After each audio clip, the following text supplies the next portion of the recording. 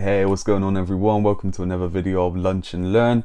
I'm Jamie Michael Joseph. This is Successful Business Marketing, and this is where I help you, the business owner, with any kind of marketing issues that you may have, with tips, advice, and my knowledge and experience on how to get things working for you. So one of the questions that came through just before Christmas, actually, we haven't done a video for a little while, but just before Christmas was all about SEO and being found locally for, certain searches for your business, that kind of thing.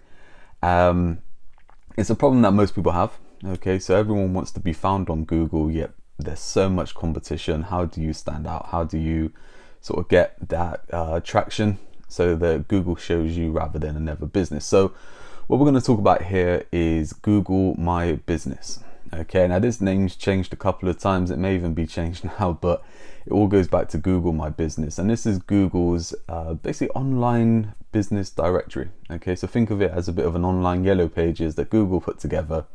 When it came about, they basically took any business that they could find and they made a listing for it. Okay, and they put this onto like a map listing. So, if you go to Google, you type in, local shop, you're looking for something, and it will come up with ads, and then it will usually come up with a map. Okay, and then it will give you kind of different locations on that map. It usually gives you three. Click into it, it'll give you a few more.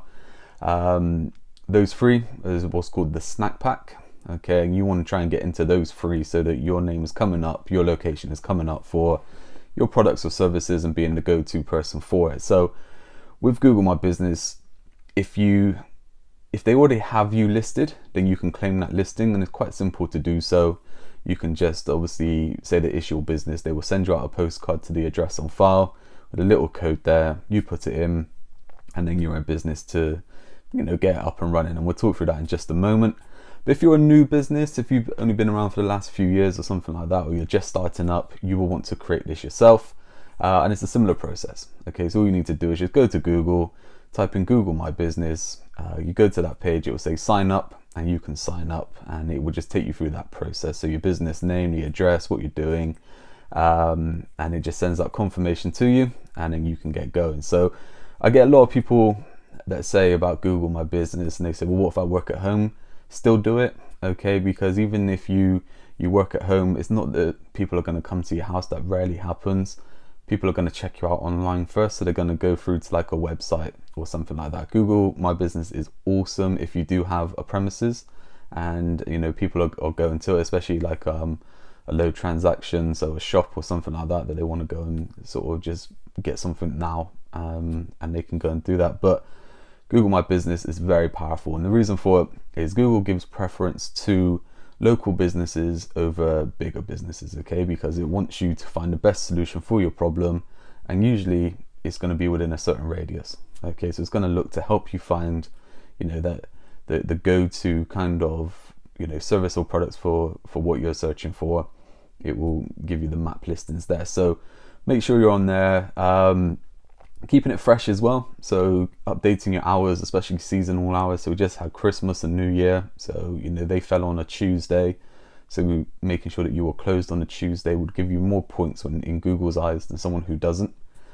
Google also allows you to blog on there now, and it allows you to set different pictures and stuff like that. So keeping it updated is going to put you above really businesses that don't update it, okay? And in Google's eyes, if they have two different businesses to show, one of those is a business that hasn't updated anything in 3 years, and there's one that's been updating regularly for the past 3 months. It's going to show the one that's been updating over the last few months, because it looks as if it's active, it's in business. Who knows if the other one is still in business or not?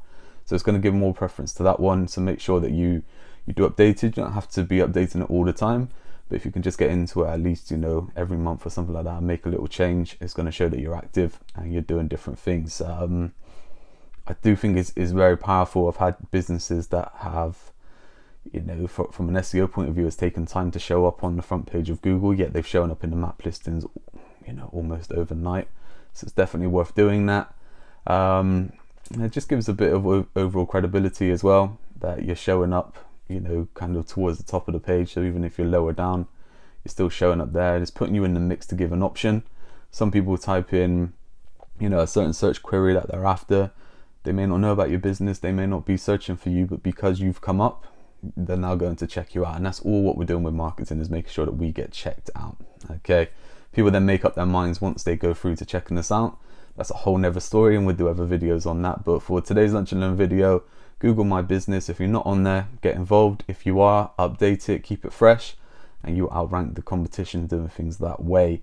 Another little tip just before I go, make sure that your addresses on everything match up. Okay, so especially Google My Business, you're going through to LinkedIn, Facebook, your website, wherever it is, make sure that the address is exactly the same everywhere that it is. Okay, because if there's one little kind of thing, even if it's, you know, your number is 56A on one of them and it's 56 in another place, or, you know, on one of them it's the building name and another one is the number, it's going to confuse it. We want to just make sure that it's spot on. Okay, so that's what we want to do there. As always, I hope that helped you.